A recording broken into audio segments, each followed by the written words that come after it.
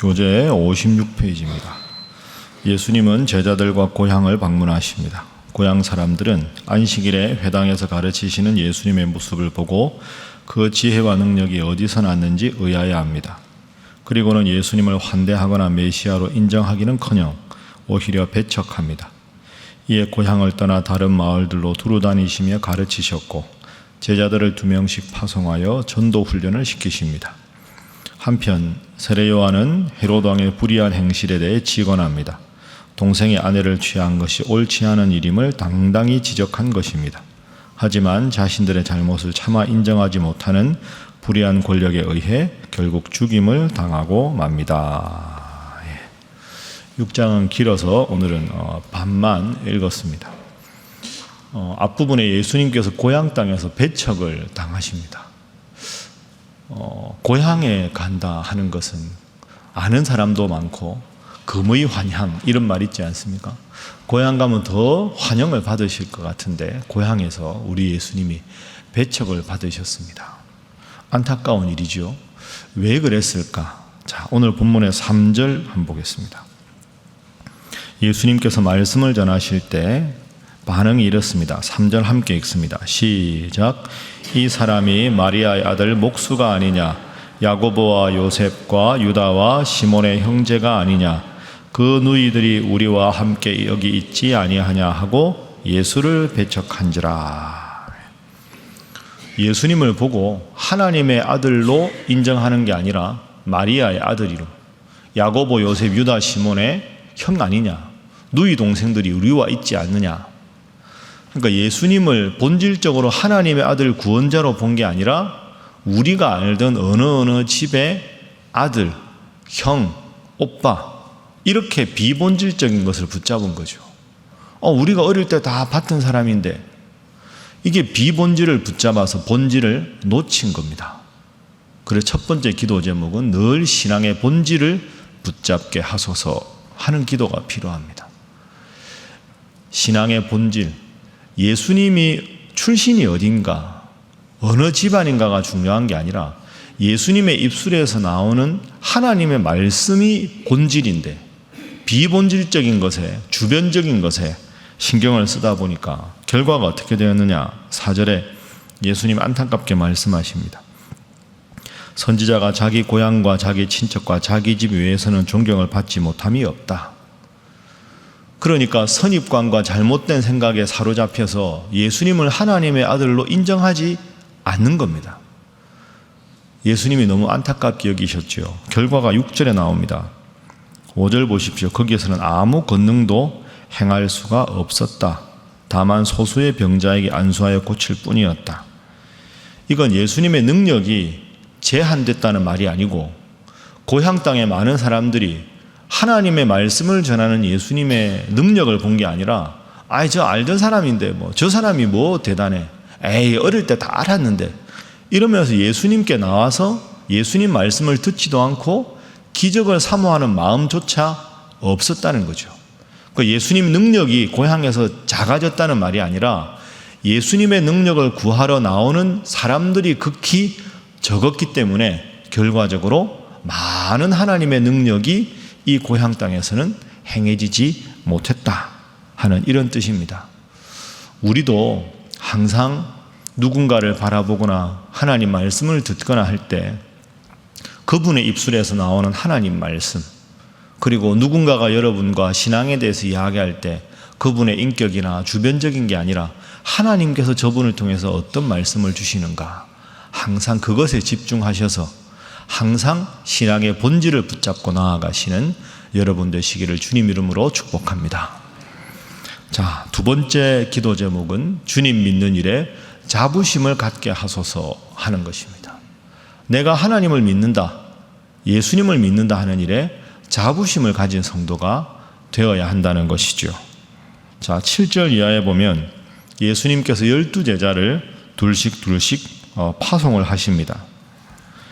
그리고 7절에 보면 12제자에게 더러운 귀신을 제어하는 권능을 주시고 어느 마을에 들어가서 말씀을 전하라 이렇게 말씀하십니다. 10절 11절 자, 2절 함께 읽어보겠습니다. 시작.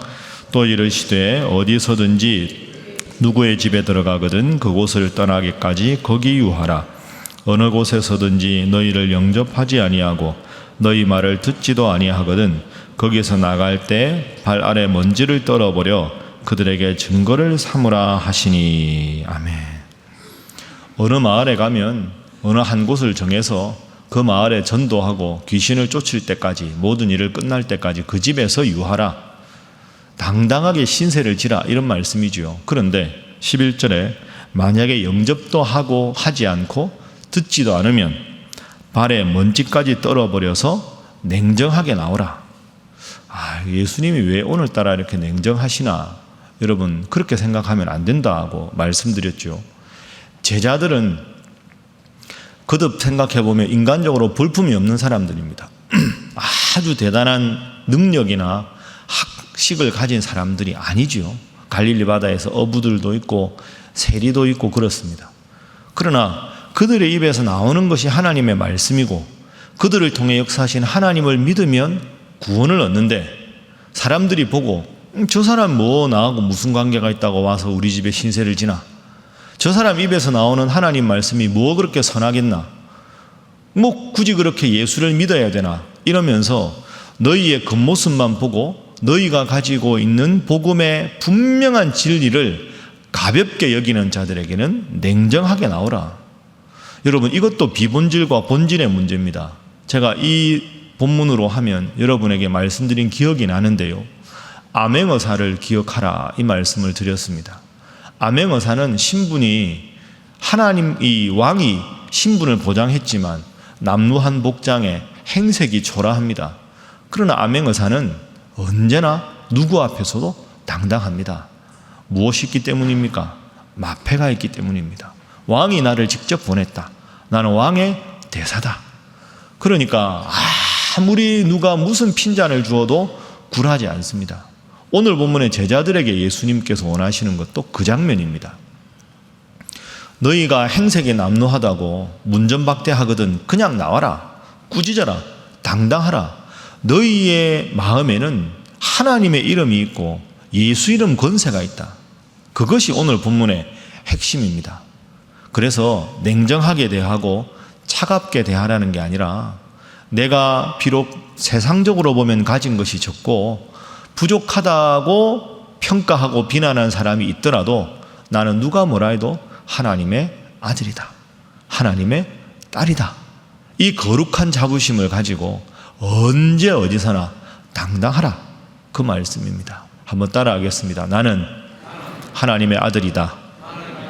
나는 하나님의 딸이다. 이 거룩한 자부심으로 세상적인 평판에 아랑곳하지 않으시고 하나님의 자녀답게 당당하게 자부심 갖고 신앙생활 하시는 여러분 되시기를 주님 이름으로 축복합니다. 자, 마지막 세 번째 기도 제목은 늘 언행을 삼가 조심하게 하소서 하는 겁니다. 언행을 삼가서 말하는 것, 생각하는 것 조심하게 지혜롭게 행동하는 게 필요하죠. 마지막 세 번째 사건은 세례 요한의 죽음과 관계된 사건입니다. 14절 이하에 보면 세례 요한이 안타깝게도 순교를 당합니다. 그 이유가 나옵니다. 자, 17절 18절 보면 전에 헤롯이 자기가 동생 빌립의 아내 헤로디아에게 장가든 고로 이 여자를 취하여 사람을 보내어 요한을 잡아오게 가두었는데 요한이 헤롯에게 동생의 아내를 취한 것이 옳지 않다, 이렇게 비판을 했습니다. 꾸짖은 거죠. 이게 이제 그 맥락이 이렇습니다. 여기서 헤롯이라는 사람이 나오는데, 헤롯은 헤롯 대왕이 있고 아들들이 있었죠.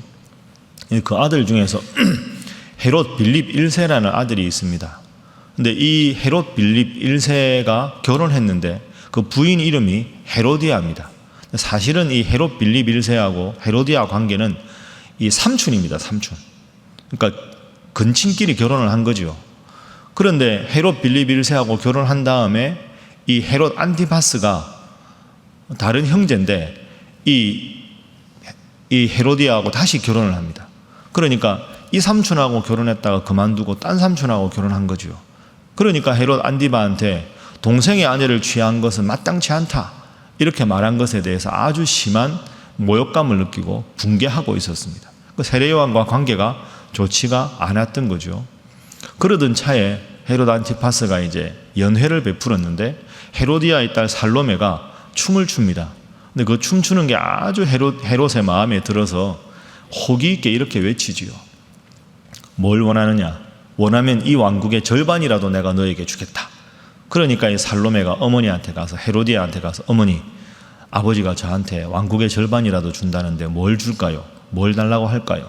세례요한의 목을 달라고 해라. 왜? 헤로디아 입장에서 기분 나쁘다는 거죠. 결혼 2번 했다고 해서 세례요한이 자기를 꾸짖은 것에 대해서 심한 모욕감을 느꼈으니까 세례요한의 목을 달라고 하라. 그러니까 살로메가 가서 아버지, 이 세례요한의 목을 주십시오. 그러니까 이 헤롯이 아차 싶은 겁니다. 모든 궁정의 신하들 앞에서 왕국의 절반이라도 주겠다고 약속을 했는데 이제 와서 이거 미안하다, 그건 안 되겠다, 이럴 수도 없고, 세례요한은 백성들의 존경을 받는 인물인데 자기가 내뱉은 말 때문에 할 수 없이 세례요한을 두려워했지만 세례요한을 죽여서 그 목을 이 소반에 담아서 가지고 오는, 그래서 세례요한이 죽게 됩니다. 여러분, 세례요한의 죽음이라는 사건도 안타깝지만 이 헤롯이 언행을 조심했어야 합니다. 지도자라면. 그리고 말씀드린 대로 대헤롯의 아들들이기 때문에 성경에 보면 이 아들들이 땅을 나누어서 다스렸지요. 그래서 나누어서 그 지역에만 왕이었다. 그래서 분봉왕이라고 합니다. 분봉왕. 그러면 나누어질 봉할 봉자 아닙니까? 그러니까 아버지는 땅을 다 다스렸지만 헤롯, 빌립, 안티파스하고는 다 나누어서 다스렸기 때문에 실제로 이 헤롯은 그 나라의 4분의 1을 다스렸습니다. 4분의 1을 다스리는 분봉왕 주제에 원하면 이 나라 전체의 절반을 주겠다. 이건 말이 안 되는 거죠. 자기 땅 다 줘도 절반이 안 되는데. 그러니까 지도자가 언행심사에 경솔하게 되면 이런 큰 낭패를 보게 됩니다. 우리도 지도자가 아니지만 그런 경우 있지 않습니까? 해서는 안 될 말을 해서 그 실수 때문에 그거 만회하느라고 더 큰 죄를 저지르기도 하고 후회하기도 하고, 경우에 합당한 말은 아로새긴 은쟁반에 금사관이라, 그런 말씀도 있습니다. 그죠? 입술의 권세, 혀의 능력이 얼마나 큽니까?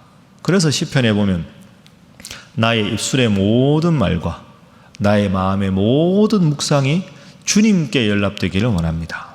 하나님께서 주시는 마음, 하나님께서 주시는 말만 언행심사 조심해서 주님 앞에 기쁨을 드릴 수 있는 생각과 말을 하게 해 주십시오. 그런 뜻이지요. 여러분, 마음이 답답하고 힘들고 지치고 이러면 다른 사람에게 그 풀고 그러다 보면 실수합니다. 힘들고 어려운 건 누구에게 말씀드려야 될까요? 하나님께 다 말씀드리고 서로에 대해서는 언행심사를 삼가고 조심해서 말에 실수가 없는 사람, 혀의 권세를 잘 다스리는 사람, 오늘 하루도 여러분의 입술의 모든 말과 마음의 묵상이 주께 연락되어 주님의 거룩한 사람답게 언행심사를 조심할 수 있기를 주님 이름으로 부탁합니다. 기도하겠습니다. 하나님, 신앙생활의 본질이 하나님 말씀이오니 말씀에만 집중하게 하여 주시고, 내가 세상적인 조건을 많이 갖지 못했다 할지라도 하나님의 자녀가 된 것에 자부심을 갖게 하시고, 늘 언행심사를 조심하여 하나님 앞에 사람 앞에 흠없는 자로 살아가게 하옵소서. 위에서 기도하시고, 이런저런 어려움 가운데 있는, 특별히 일본과의 경제적 어려움이 있는 우리나라 하나님께서 꼭 지키시고 도우셔서 이 어려움을 주님의 능력으로 극복하게 하여 주옵소서. 기도하시고, 우리 사랑하는 선교사님들과 사역을 위해서 기도하시고, 여러분 각자를 위해서 특별히 아파 힘들어하는 우리 사랑하는 성도들을 기억하면서 다 함께 주님 앞에 기도하겠습니다. 주여 믿습니다. 주여 믿습니다. 주여 믿습니다.